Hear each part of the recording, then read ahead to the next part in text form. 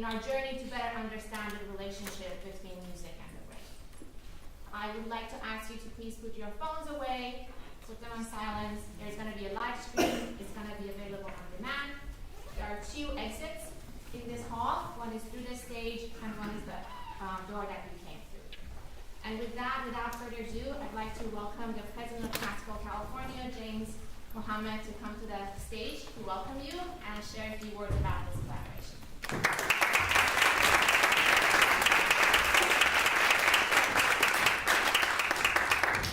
Well, thank you so much, Professor Habibi. It's definitely an honor for us to partner with the Brain and Creativity Institute.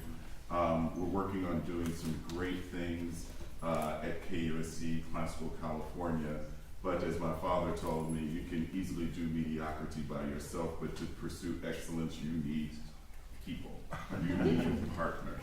And so we're very happy to have the fine folks at the Brain and Creativity Institute as a partner, as well as the Thornton School of Music. And would like to recognize someone who I don't believe could make it here, and he's our chief designated supporter through USC, and we're under the Department of University Relations. So Sam Garrison, the Senior Vice President for University Relations, has been just absolutely stellar in supporting me and the organization as we branch out with partnerships with USC, the community as a whole, and work to be more on the ground in building an appreciation and understanding of classical music, both in Southern California and Northern California. So, what you may know, may not know, KUSC was founded in 1946, and it was actually from a generous gift from an alumnus who was a cellist in the Los Angeles Symphony Orchestra, and decided that he wanted to do what he could to establish a radio station. His name was Captain George Allen Hancock. But along with that, in our operation, we have a station in Northern California called KDFC. So that's where you get Classical California. So we're the largest public radio classical music network in America, and we actually rank in the top 16 nationally among radio streaming services. Very, very proud of that. It says a lot about the potential for classical music to reach a broader and even broader audience based on the success of what we have going at our little operation. But I would especially just for a second like to say, this means a lot to me. Music has been on my brain since birth, because I'm the son of a music educator who would send, until he passed away, like emails and letters he would sign at the bottom, all you need is a song. And me, being probably overly practical, would say, well, what about food, water, housing? But he understood the power of music to be inspirational and transformative, and to be among the most powerful of tools when it comes to communication. So I'm very thankful for that. So moving forward, it is my distinct pleasure to introduce you to our moderator for this evening, who is a gem of media in Southern California, a gem to KUSC. She served in many roles. You've heard her hosting classical music, and she's hosted concert series that we've had throughout the years. But she serves as our engagement officer, our lead engagement officer, connecting us to institutions and people, and we're so happy to have her. So I'm very proud to introduce you to the Gail Eikenthal.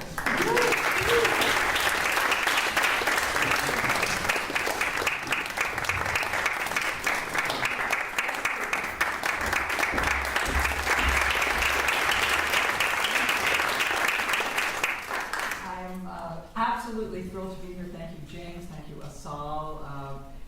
The Brain and Creativity Institute has been an unbelievably welcoming host for this rather hastily prepared inaugural event, inaugural partnership, and it just couldn't have been more wonderful and rewarding an experience, so I hope we can do more.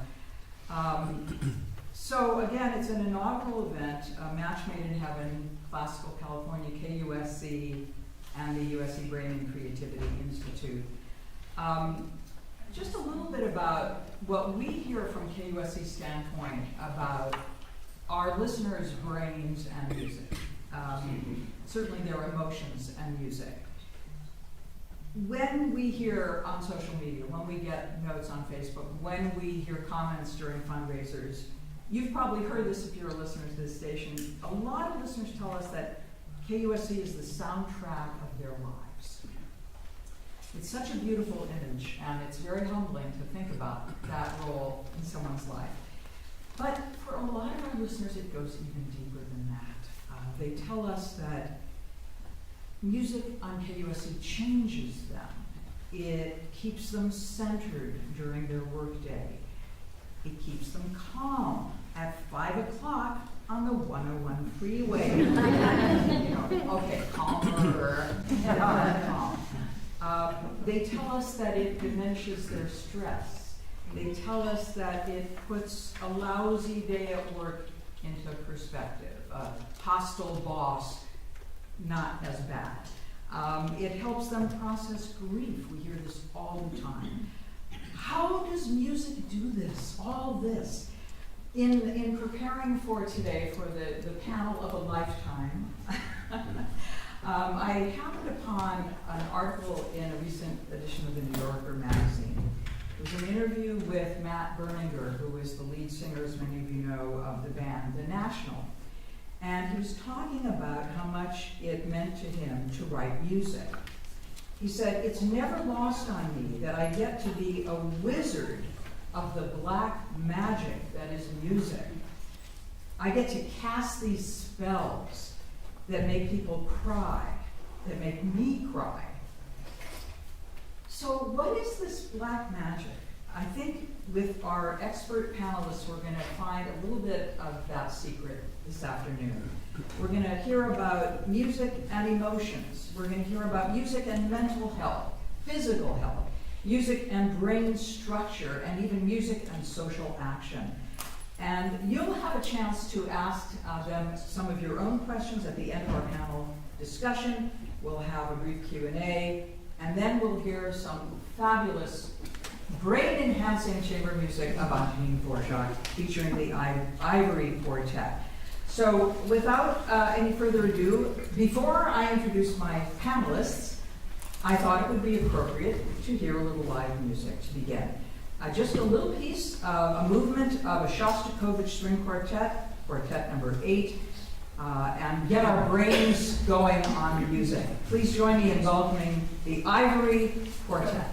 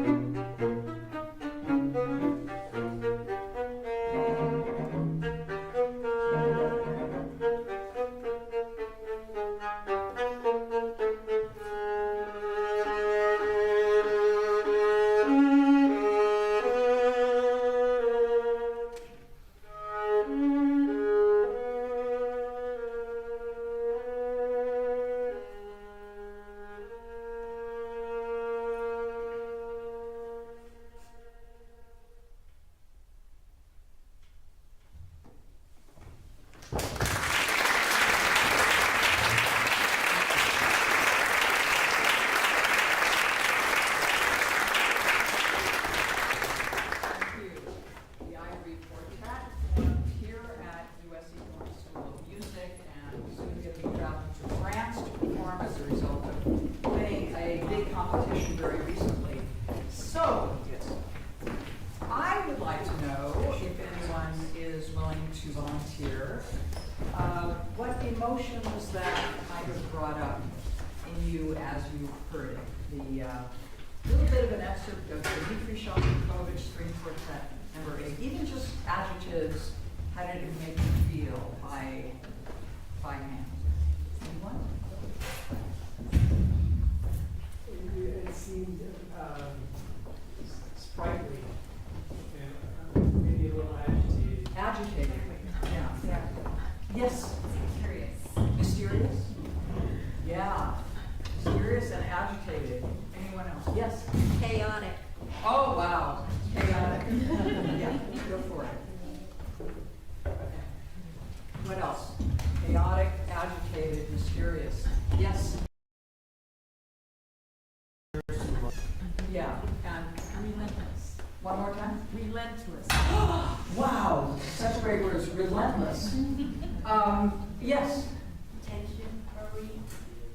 Say it again. Tension, hurry. Yeah.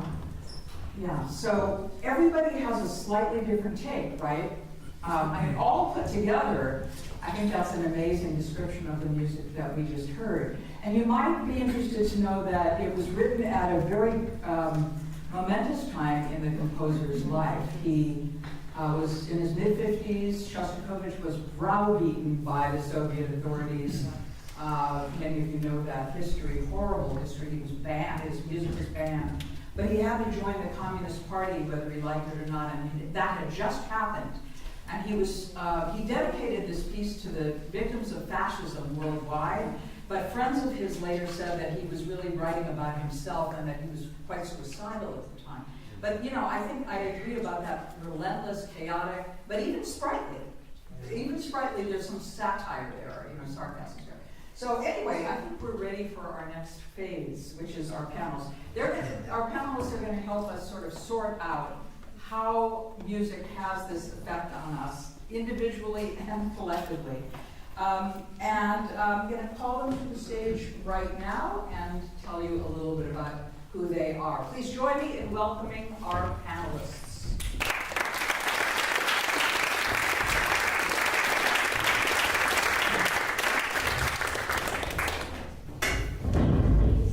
If I were to do justice to their bios, we would be here for hours. And so you have a little paragraph in front of you, and I'll briefly describe our panelists. Professor Antonio Damasio is a world-renowned expert.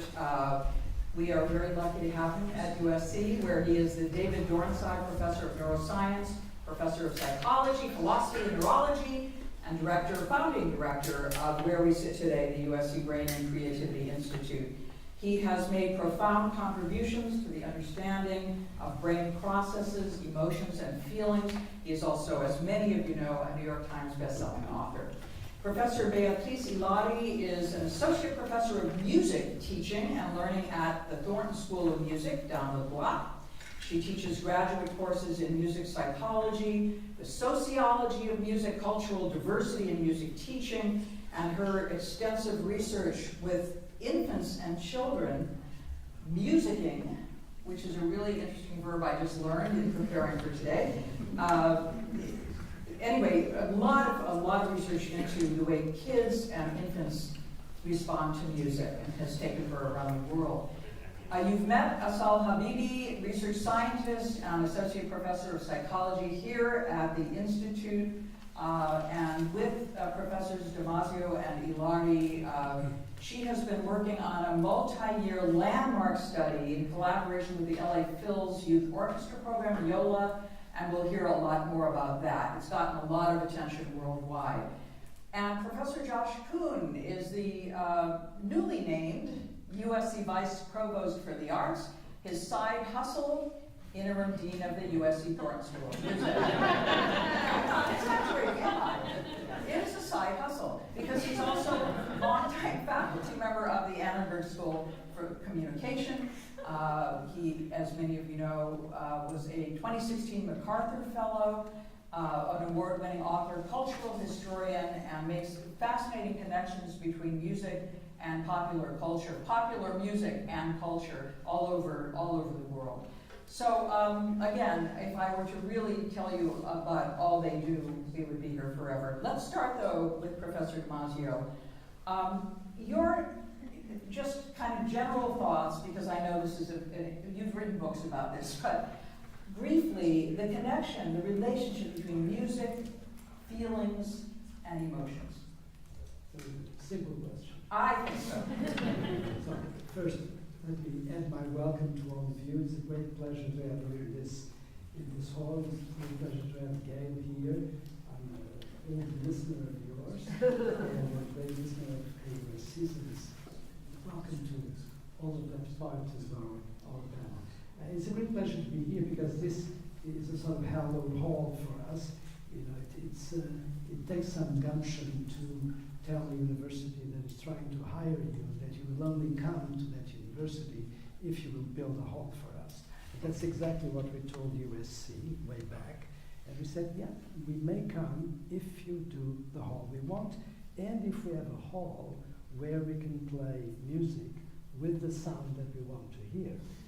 And that was the second part of the bargain, is that the hall was designed by Yasu Toyota. And Yasu Toyota is the greatest music acoustician in the world. He's designed Disney Hall, for example, designed the acoustics, of course. And so it's a great, great pleasure to have you here and to call a little bit of attention to this gem that you've got in this place. It's very few seats, but we're comfortable and we can listen to the music the way you want. And by the way, I'm going to ask you to look at the floor of the stage, which looks dirty, but it's not. But it looks used, you know. Plenty of great people have played here, all the way from great pianists playing jazz or classical music to our dear friend Yo-Yo Ma. So all of these scratches that you see here have a significance, a historical significance for us. And just one last word, which is part of the secret of the acoustics. One of the secrets is, of course, from the height of the hall. The other comes from the fact that this is really like a drum. Underneath this stage, there are 3 feet of hollow space. So that's why you can hear this as opposed to a flat sound if it would be just solid cement, which it is not. So, Gail, your question. I think I remember it. It had to do with emotion. Music, emotions, feelings, how does that all work? So That's all. It's very simple. Music has this uncanny power to provoke emotions and the respective feelings. And what is particular about it is that it is so universal in relation to the music, in relation to where the music comes from, and in relation to the style of music. So it doesn't make any difference whether you're listening to Shostakovich or Chopin, whether you're listening to classical music or jazz or pop, music coming from around us or from the east or the west, it doesn't make any difference. It has that uncanny power to provoke emotions and the respective feelings. Why is this important? Well, you would say there are plenty of things that can provoke emotions and feelings in us. It doesn't have to be through music. Of course, the things we see, a landscape we love, or a dish you're going to eat tonight at dinner, may provoke very strong emotions as well. But there's something special about music in the sense that it doesn't, first of all, it's extremely universal in relation to the kinds of music, in relation to the kinds of sounds, and it is truly out of an abstraction. It doesn't need to tell a story necessarily. The sounds don't need to be identifiable. Like that. It was not planned. Did it provoke an emotion? I didn't mean to. Anyway, so just to make the point that there's something far wider in terms of music, in terms of the power to provoke emotions and really provoke those emotions coming out of a true abstraction. One more word or two about emotions and feelings, because this is something that you can take home and think about in case you don't know it, is that there is a very big difference between emotion and feeling. And many people use the two words as if they were interchangeable, but they're not. When you talk about emotion, you talk about something that really is visible in the face, in the posture of an individual. So if I would now have a strong emotion, or even a weak emotion, you could see it in my face, you could see it in my posture, you could hear it in the tone of my voice if I were to speak. And it doesn't make any difference whether it would be fear or longing or joy or sadness. You would have a way of detecting what is going on in my mind. You would know something about me. If I have a feeling, including the feeling that corresponds to that emotion, on the contrary, that is entirely private. You cannot see my feelings. You can guess them, but you cannot see them, you cannot appreciate them. So this distinction between emotions which are public, I like to talk about emotions as theatricals. Emotion is, to begin with, theatrical. It's something that is directed to the outside and is executed in our bodies, whether it is with our striated muscles that move our bones or the muscles that are inside of our viscera. It's something that is acted on, and that, in great part, it is visible to an outsider. What you feel after that emotion, what comes immediately on the heels of the emotion, is entirely private. You cannot know about it. And one last word. Emotions produce feelings, of course, but there are other ways of producing feelings that I want you to hear about. And those are so-called homeostatic feelings, and they come out of the way in which our organisms regulate our lives. So our lives are constantly being managed in such a way that they stay on balance, that they keep to a certain equilibrium, and the governance has to do with homeostasis, what allows our organisms to maintain themselves and survive. And those are the primary feelings that we have, the feelings that in fact started in evolution long before there were emotions, and the feelings that come after emotions. So those are feelings that you all have, and let me just outline some of the names of those feelings, and you will realize how important they are. Hunger, thirst, pain, and one feeling which is a composite, which is feelings of existence, the things that come out of our own breath, out of our own heartbeat, and out of the temperature of our body. So all of these are very distinct. They existed before the emotional feelings that came, of course, including the emotional feelings that are produced by music. So keep it all in context, because when you think about the powers of music, and something that we're all interested in, part of it has to do with the fact that we are ourselves like musical instruments.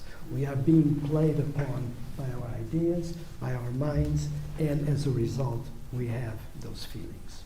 Okay? I love that image. That's beautiful. It's a perfect segue to some of the work that you're doing, Josh, which is talk about people with hunger and thirst. You have done a big focus on migrant communities and music, and the sort of social impact of music writ large. How do you see music as a bridge between cultures, as you have really done in your work? Sure. I was actually thinking about a scene that I come back to a lot in my life and in my work, which is story that Jerry Lieber told about his early days in Los Angeles as a white Jewish teenager, originally from Baltimore, when he was working as a busboy not far from here, downtown at Clifton's Cafeteria in the early 1950s. And he describes this moment on a shift where he goes back into the kitchen and he sees one of his coworkers, an African-American short order cook, who's on a break, and he's listening to Hunter Hancock on the radio, the white radio DJ who was famous in LA for playing exclusively black music. And Hancock is playing Jimmy Witherspoon's Ain't Nobody's Business. And Lieber is watching the Short Order Cook, listening to Jimmy Witherspoon. And he says this: "At that very moment, I was transported into a realm of mystical understanding. The light came on. Maybe it was the power and absolute confidence of the voice. Maybe it was the lyrics. I don't know. Whatever it was, I was never the same again. The door had opened. I had entered his world." So there's that magic that you opened with. That is part of the mystical moment that Lieber is talking about, but it's all linked to these series of emotions and feelings that are happening in the brain, that make their way through the body, and that opening incredible images of the brain in the act of listening, which I'd never seen before, and I turned to Asal, it was so emotional looking at those images, extraordinarily beautiful. And on the one hand, I wanted to know scientifically what was happening, but on the other hand, I was like, please don't tell me what's happening scientifically, because I was just so moved by what I was watching. And so one thing that I always think about, Gail, to come back to that question is,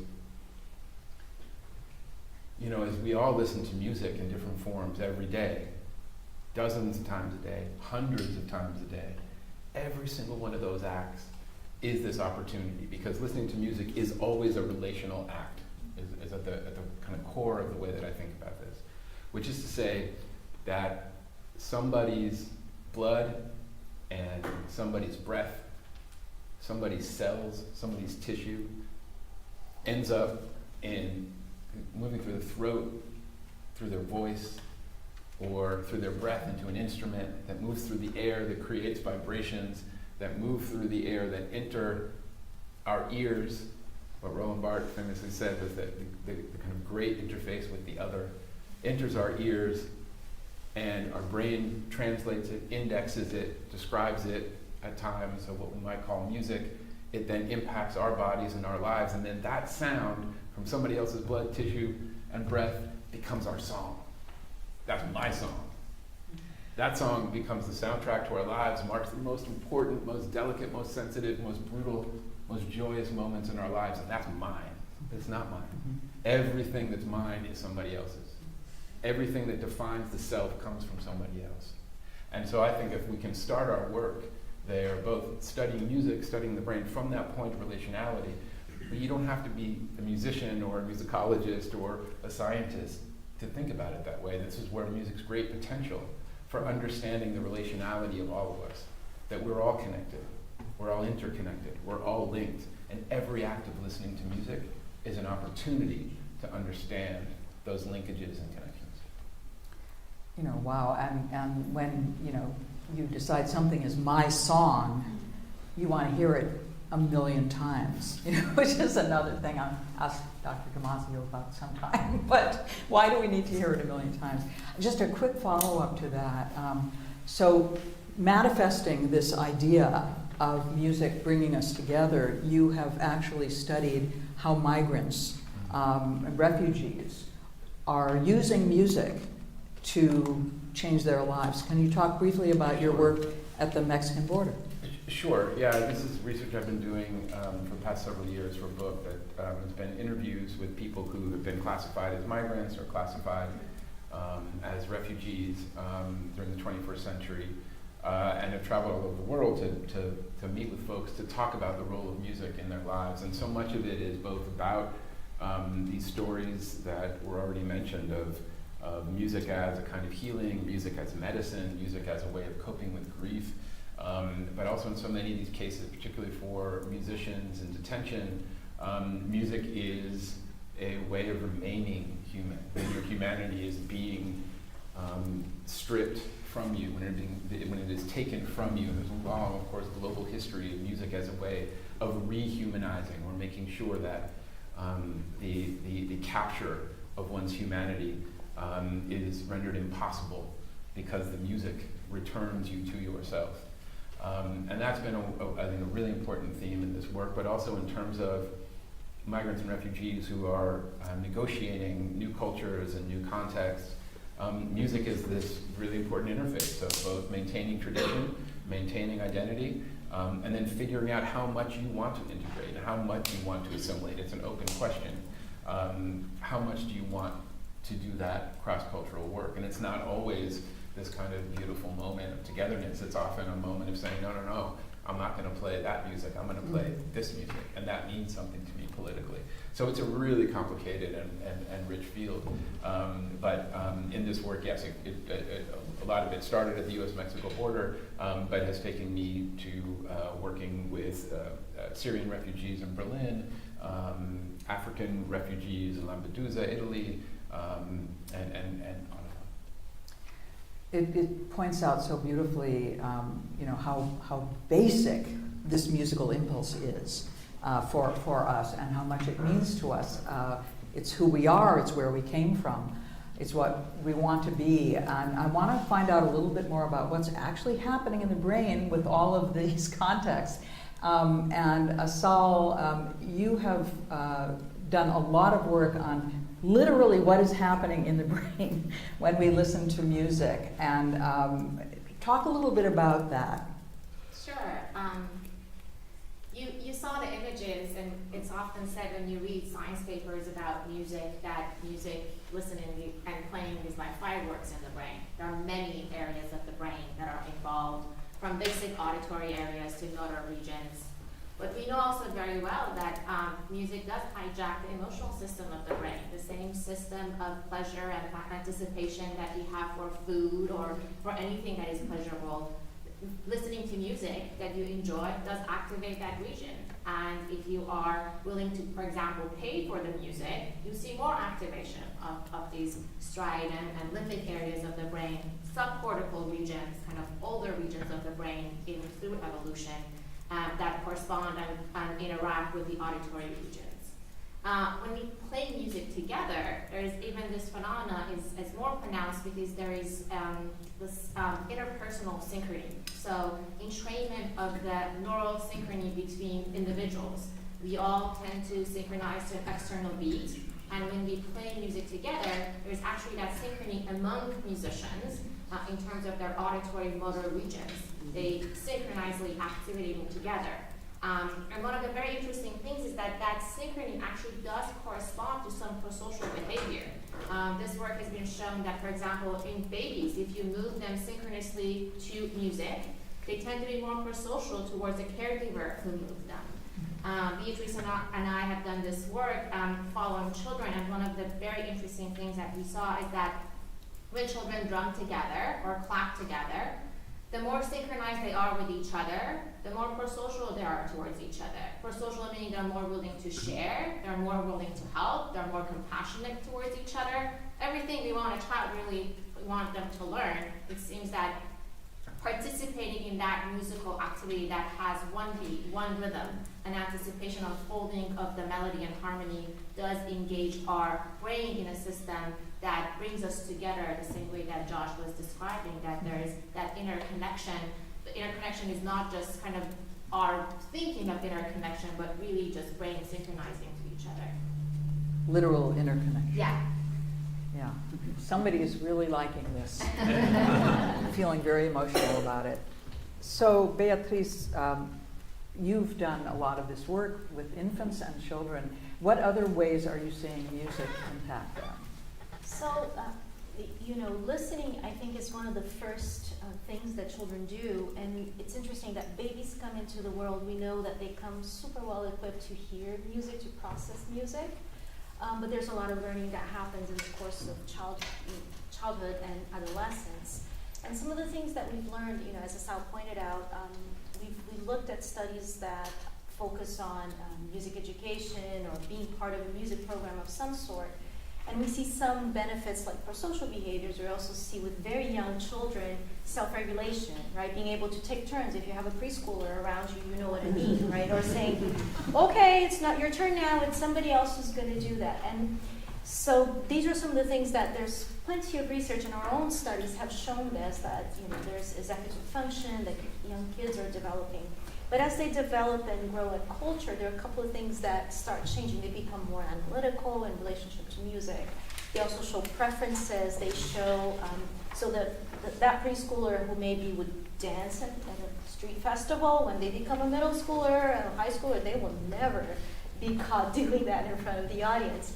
But that doesn't mean that they don't appreciate music. On the contrary, that's the time when they listen to a lot of music, they have a lot of preferences, and music becomes a badge of identity, a way to express emotions, a way to express ideas, a way to relate with other people. So there's quite a lot that we know from the developmental literature involving music and children. And the last thing I guess I wanted to say is that, teenagers in particular, going up the developmental scale, when they get to the teenage years, that's the time when we listen to the most music in our lives. We have a lot of time. Teenagers have time. They have their earbuds on, and they're getting all this information. What we know now is that in later adulthood, many of us go back to that music that was part of our teenage years, early adulthood. There's something about that. They call those reminiscence bumps, and you really go back, and that's really important. And so there's something to be said about music in our brains during the course of development. There's a lot that we still need to learn, but these are some of the things we've learned so far.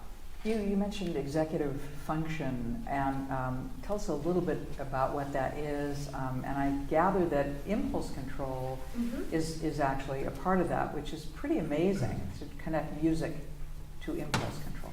That's right. So there are several studies, not just our own, showing that, and we see this a lot, especially in the early years, in the preschool years, that children develop cognitive flexibility, impulse control, all through participation in music. And the question is, why would music do that?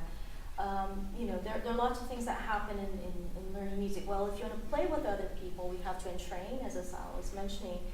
You also need to learn to take turns, because maybe you're playing an instrument, somebody's singing at the same time. There are lots of things that we do in music learning, which is you might sing a song in your head, right? Maybe some of you have experienced this. If you're in a busy place, you can't really sing out, or you don't want to sing out loud, but you're singing in your head. We teach kids to do that. That's also a way to regulate an impulse to sing, but now it's all in there, it's all happening.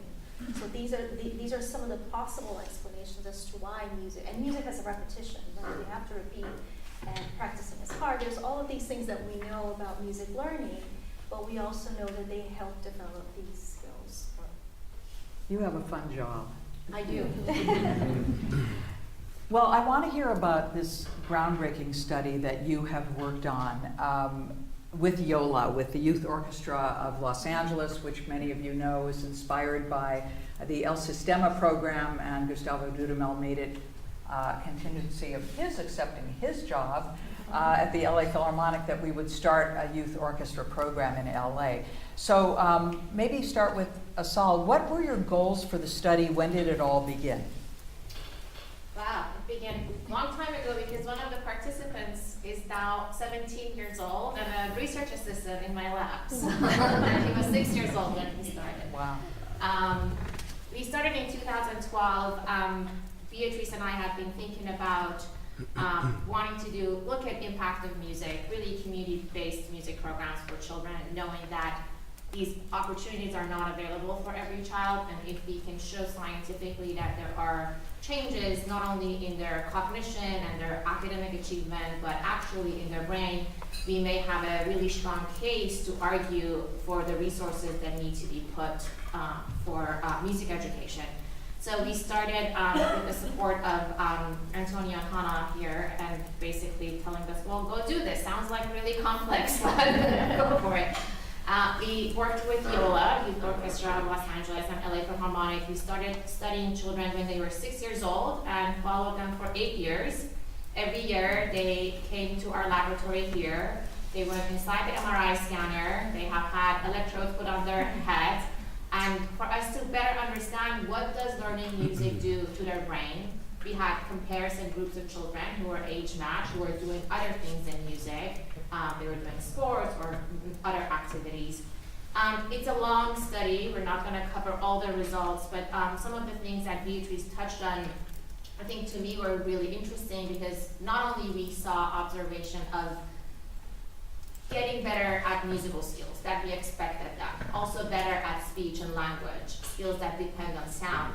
But not only we saw impulse control in terms of their behavior, but changes in their brain, not in the structure of the auditory areas, but the structures in the frontal lobe, more active engagement of the frontal regions of the brain, which are responsible for decision making and impulse control in these children who have had music training, and more integration between their brain areas, the left and the right side of their hemispheres being more robustly connected as a result of music training. So it was a long study.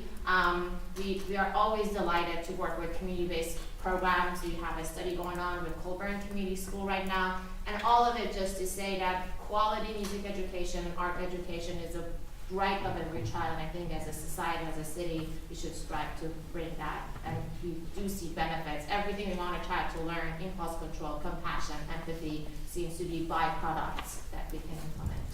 Beatrice, what, if anything, surprised you about some of these results? I don't know if it surprised me, but one of the things that was very touching was we work with predominantly a Latino community here in Los Angeles, and first of all, how welcoming the community was. So one of the strategies that we had, every year we would go back to the community and say, this is what we found this year, this is the research that we've done, and we offered, the kids did campus tours, we try to keep them engaged and build this relationship with them. What was interesting, that there was a year we were a little bit late in visiting, and they called us up and said, what's going on? Why aren't you coming back and telling us what happened in year 3? We were waiting for you. So it was interesting that when we were there were lots of parents who shared, by year 3, we knew that they had been here, we had been to their programs, we had gotten to know the children quite well. We would get advice. I got advice on, how many children I should have, and I should cut my hair in a certain way, so that was very nice. But also, they asked for our advice in terms of, what is a college tour like? Or what is, can you help us? My school is giving too much homework. Should I talk to the school? So really feeling that we were part of their lives. I think to me, I've done a lot of research with children in different places, but this was the place, perhaps due to the design, but it was great to see that they felt welcome, that we were, part of their life. It didn't feel like we're cutting their heads open, or, because we got questions like that at the beginning. Families asked, are you going to cut their heads? No, we don't do that. But we had to, work through as well. And the first 2 years were quite interesting. Our recruitment, we sat in a lot of football fields. We can tell you all about soccer fields in Los Angeles. We know all of them. Getting people to participate. So building community for me was one of the most extraordinary things of this project, aside from, of course, all the findings. And the findings are so comprehensive and remarkable that I recommend that you do some looking online about what BCI has been doing in this area. And we really are just touching on it. But Josh, you already heard Asal give a broad hint that more kids should be exposed to music in schools on a daily basis. What can be done to make this a bit more democratic? There's a dichotomy of the breakthroughs in neuroscience and creativity in the field of studying music on the brain just in the last, 15, 20 years, thanks to Dr. Damasio and his staff and others. And yet, funding for the arts in schools is not doing well. The message doesn't seem to be getting across. How am I going to solve all that? Yeah. You have about, Minnie tells me we have about 2 minutes. Okay. I think about it in terms of, I defer on the brain front, scientific front to my colleagues, but, in so much of my work, it's been trying to make arguments for, again, the kind of value of both music education and music listening, and music as a model for non-musical, if that even exists. Maybe it doesn't exist. But let's say for now, non-musical actions and behaviors. And so one of the things that I'm really interested in, I did a project several years ago in San Francisco. There was a partnership between San Francisco Public Library and SF MoMA, where I set up a group of 5 musicians who had never played together before, from totally different totally different cultural backgrounds, totally different genres and styles, and asked them to show up at branch libraries across San Francisco with no previous actions together, and gave them a piece of historic San Francisco sheet music and put it in front of them, in front of an audience. And the show was us watching them figure out what to do. In some cases, there was very little playing, and it was an hour of getting to know each other and talking, and even as you saw the quartet at the beginning, the piece began long before they started playing, right? It began in the rehearsal, arguably it began this morning, but certainly you saw them, you know, fiddling before they played, getting seated, fixing the hair, and I wanted to learn what rehearsals can teach us about, and kind of how, let me put it this way, how rehearsals can be scaled into other kinds of social problem solving. So it was about watching musicians do what they do every single day, which is figure out, as individuals, with totally different backgrounds and different experiences and different days before the moment they showed up, how they're going to make something together that's bigger than all of them, and yet needs each of their difference. And you do that by listening, by knowing when to be quiet, knowing when to solo, knowing when not to be a leader, knowing when to be a leader. These are all scalable and translatable skills that music teaches us for more equitable and democratic social life. And then the other area that I've been doing that right now I'm in the middle of, which has been, I use this metaphor a lot in my work, the crossfader, which is a horizontal toggle at the bottom of a traditional DJ mixer that allows you to take a song that's on input 1 and a song that's on input 2, two totally different songs, and find that spot with the horizontal toggle, that point of connection that allows you to see what one song has in common with the other in order to create a new mix and a new song that actually is only created because nothing is erased. So that what makes the two inputs different is actually what creates the new mix. And so with the support of the Omidyar Foundation, right now I'm trying to translate that into looking at political division and cultural change across the United States. So we have a pilot grant to do 3 short films in 3 cities across the US, going through some version of political change or of various kinds of cultural tension. And I'm taking 2 musicians in each city of 2 totally different backgrounds, and one is on input 1 is on input 2. I'm the crossfader. We have a conversation, and then they improvise and play something together live on the spot. And we talk about the tensions and the changes in their communities and how music can potentially become a way of thinking through it and ultimately completely beyond it. What a beautiful metaphor. Just incredible work that you're doing. So, Dr. Damasio, you've put so much time and expertise into studying music on the brain.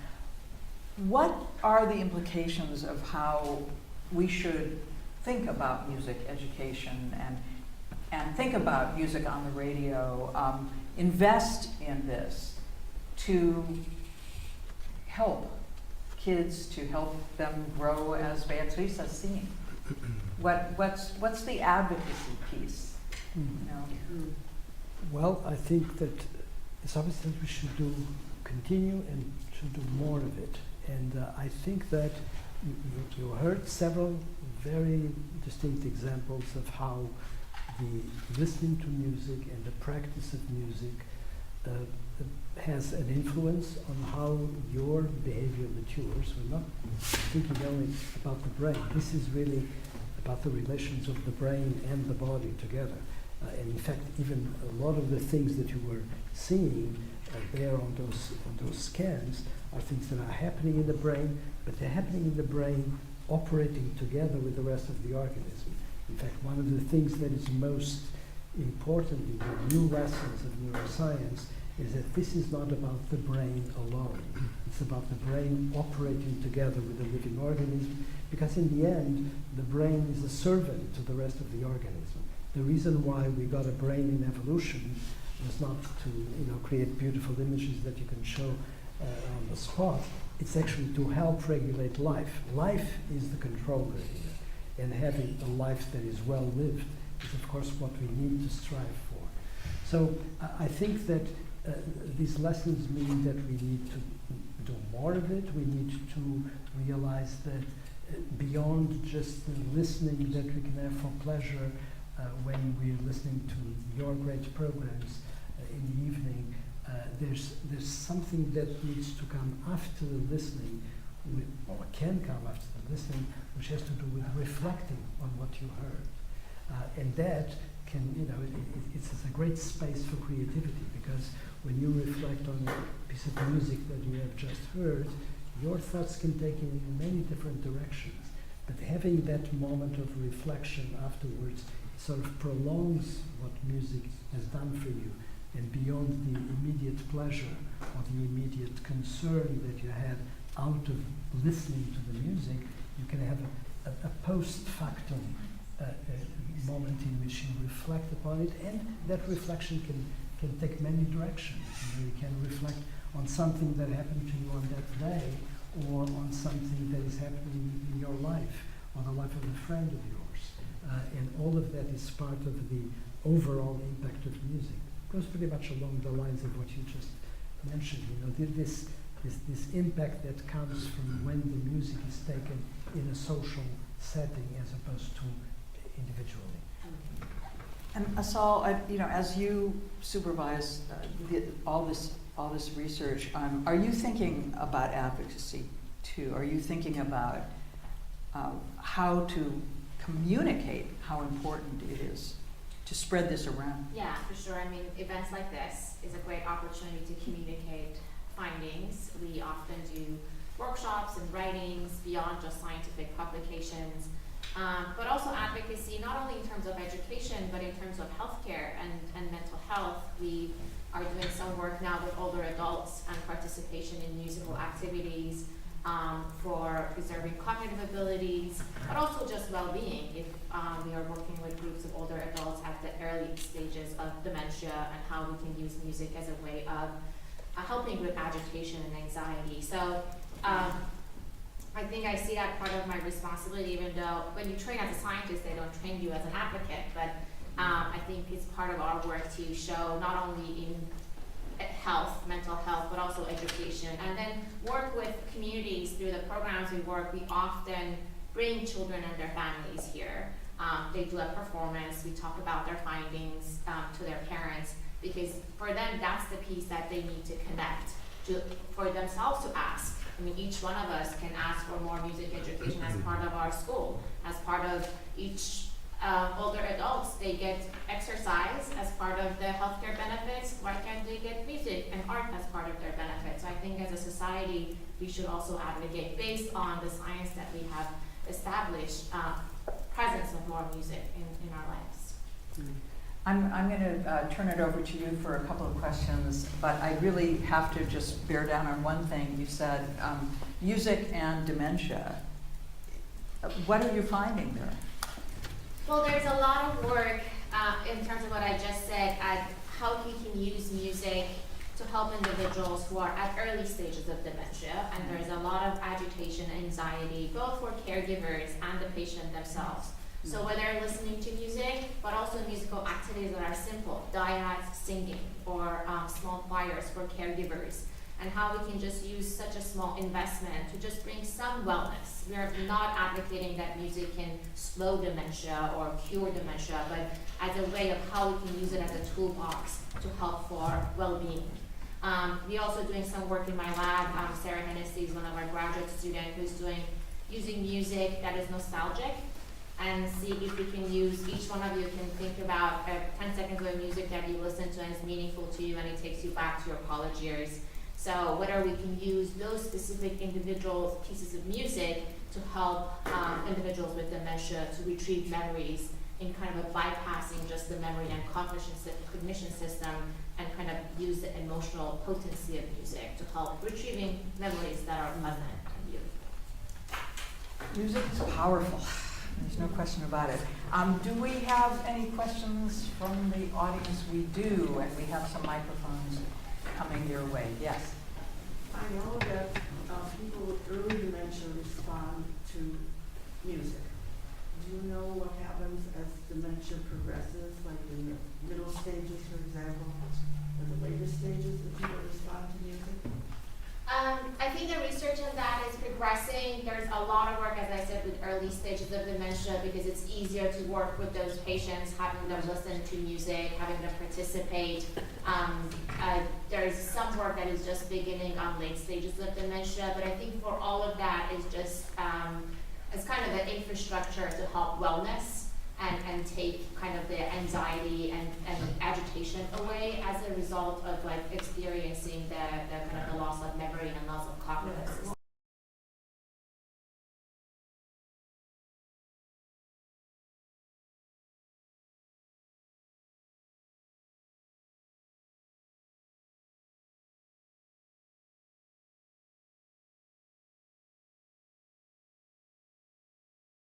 Dementia, different types of dementia, and also what the emotion regulation part of the brain does not deteriorate as fast as the memory system of the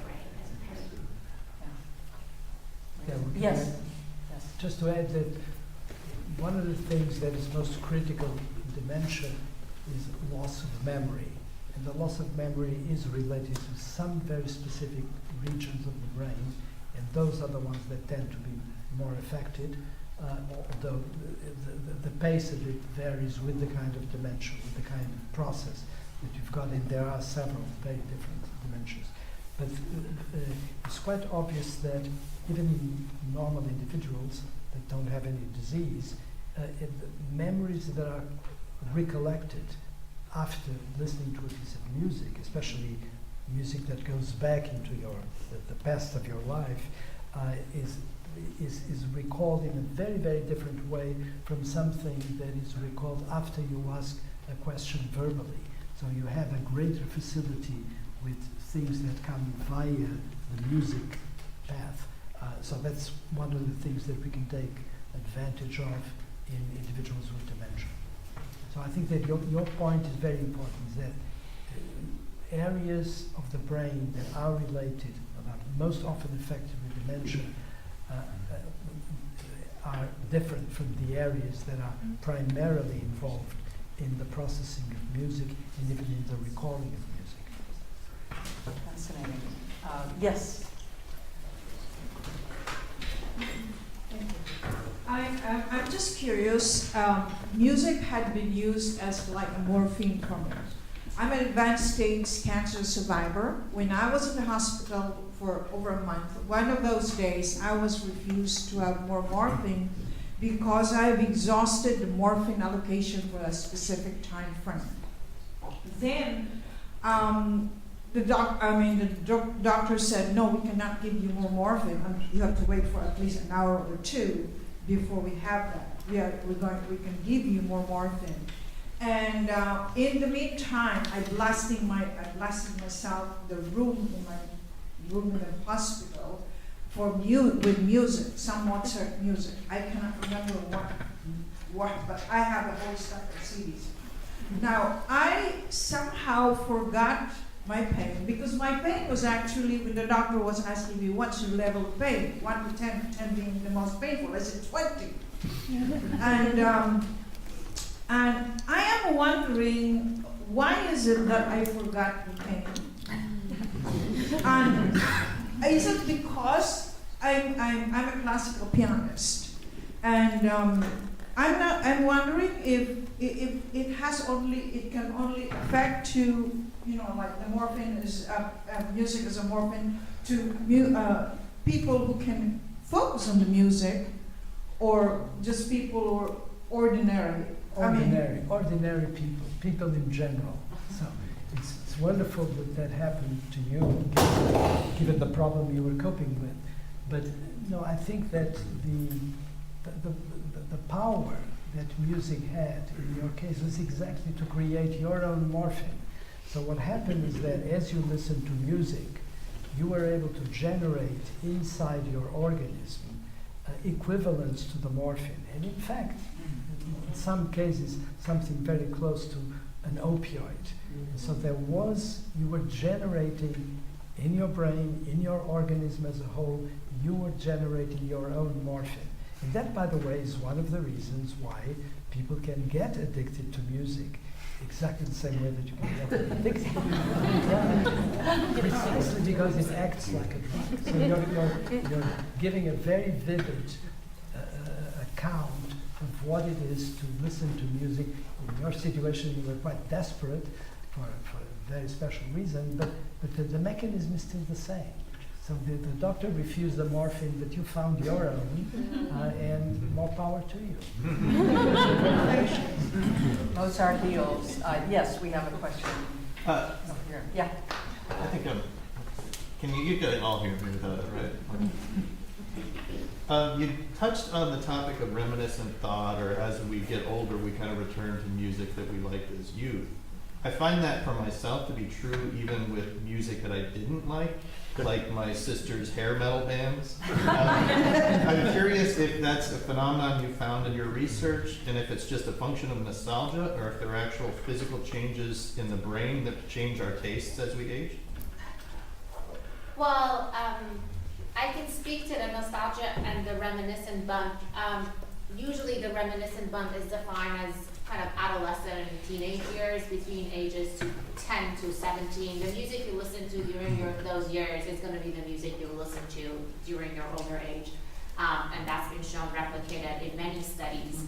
One of the reasons is very important events happen in our lives during those years. You fall in love for the first time, graduate from high school the first time, you find a job the first time. So kind of those very significant events of our life has this soundtrack of music that goes with it, and it seems that we drive to go back to those soundtrack that has emotional potency later in life. I don't know, Beatrice, if you have anything to add. I guess what I would add, I'm a violinist by training. I don't play much anymore, do more research than play.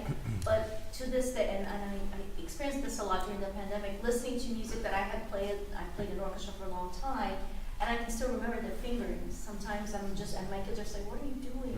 I'm just listening to music in my mind and actually playing my violin, right? But it's going back all of those years. So there's something that stayed, and maybe, I don't know, the brain correlates to that, but I can tell you that I see myself doing that a lot, and it's all things that, I don't know when I played that symphony, but I still remember that part and what was difficult and whatnot, so. Why, just last night, I was too nervous to sleep, and I sat down at the piano, and I could play about half of a well-tempered clavier prelude. Now, I wouldn't have wanted to play it for anyone because I stopped dead at a certain point and couldn't go on, but I couldn't believe that I remembered as much as I remembered, yeah. So it seems like it really sort of has its own life in the brain, where the music sits, yeah. Well, I want to thank our amazing panelists. We could go on about this subject for years, and hopefully we'll have another opportunity to come back. We have music for you, though, and that's going to be really special. So thank you, panelists.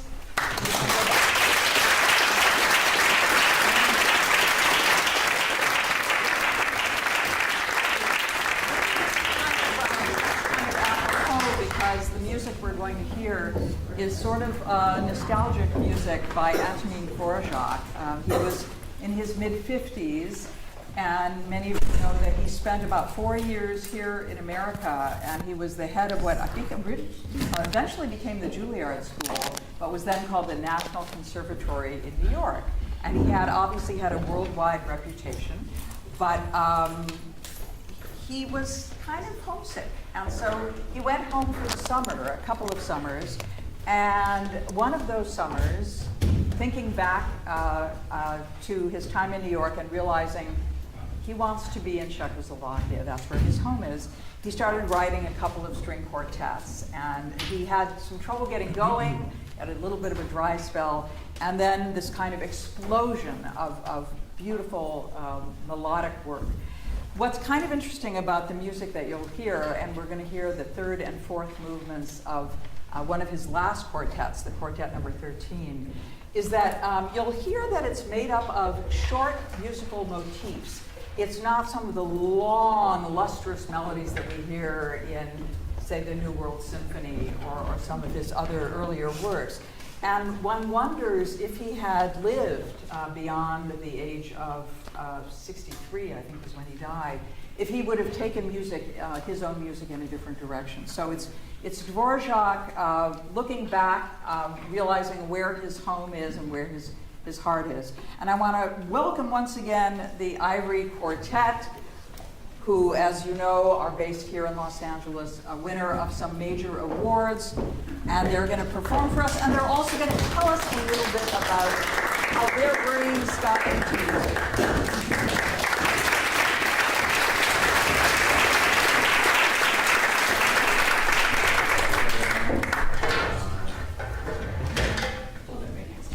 Hello. Okay. So I just want to say thanks to everyone for watching our performance today. We're going to briefly introduce ourselves. So I'm Eric Chang. I play violin. I'm originally from Chicago, Illinois. And right now I'm in my first year of graduate certificate at USC. So how I got into violin or music was I first heard a very good high school string quartet when I was in middle school, perform at my middle school, and ever since then I just fell in love with the sound of how the quartet sounds and just the violin in general. So that's how it was for me. Hi, my name is Vikram. I'm a violinist from San Jose, California, and I've just been involved with music for as long as I know, so it's my favorite thing to do is play for people. Hi, my name is Maddie. I'm from San Diego. I'm in my master's first year, and my mom actually made me play cello, but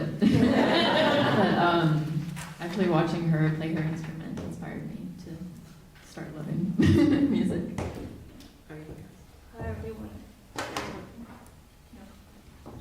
Hi everyone, my name is Jenny. I'm from Taiwan. I came around 7-8 years ago, and I've been at USC from undergrad, and I just graduated my master's. And I think I just encountered a lot of good teachers that just open up the doors to a lot of possibilities in music and how creative you can be in it. And that's just how I really got into music. Yeah, so thank you all. We're going to perform 2 movements of the Dvorak String Quartet, number 13.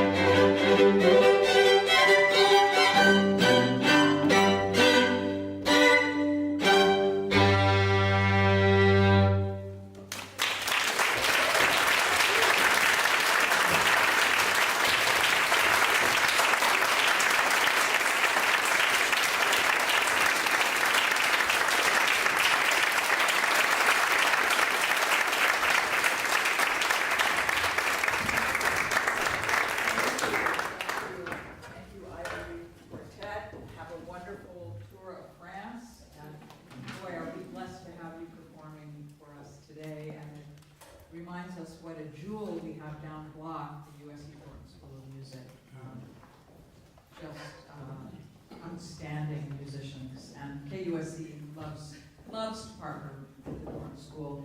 I want to thank the USC Brain and Creativity Institute. It really has been a labor of joy for KUSC to put this together, a dream. And Saul, I can't thank you enough. We conjured this up in a phone conversation, 5 months ago, and here we are today. Just thrilled. Want to thank our other panelists, Beatrice and Josh. Just incredible to hear some of the work you're doing. Want to thank the KUSC staff who worked very hard to put this together. Mary and Liz and Mindy, all of our colleagues who are here today, James, of course, as well, and our Neuroscience crew who made the live stream possible. And speaking of the live stream, yes, we've been live streaming, but today's event will also be available on the KUSC YouTube channel in just a day or two. So if you know any folks who are interested in music as morphine, music as an incredible addiction that we are all very proud to have, tell them about the YouTube channel. And thanks for being here today. The after party, very important. Across the street, join us for some drinks and food, and you can ask the panelists the questions you just asked. Thanks for being here.